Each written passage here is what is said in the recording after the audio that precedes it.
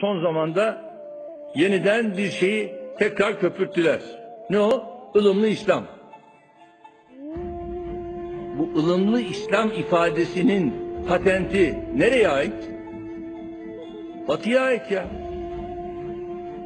Şimdi belki de o ifadeyi kullanan şahıs, yani bu bana aittir gibi de düşünüyor olabilir. Hayır, sana ait değil. 15 yıl önce Avrupa Birliği ülkelerini dolaşmaya başladığımda Avrupa Parlamentosu'nda benden bir konuşma istemişler. Konuşmamı yaptım, sorular başladı. Sorular başladığında sorulan soruların başında ılımlı İslam hakkında ne düşünüyorsun? Bana o zaman bunu söylemişler. Sordukları buydu. Tabii ben de kendilerine şunu söyledim. İslam'ın ılımlısı, ılımsızı olmaz.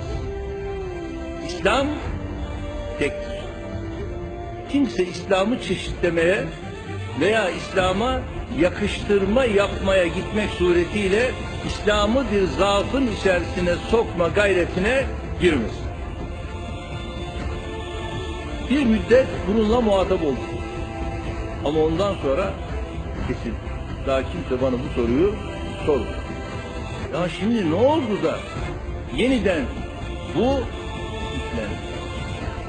Mesele şu. Mesele İslam'ı zaafa düşüyor.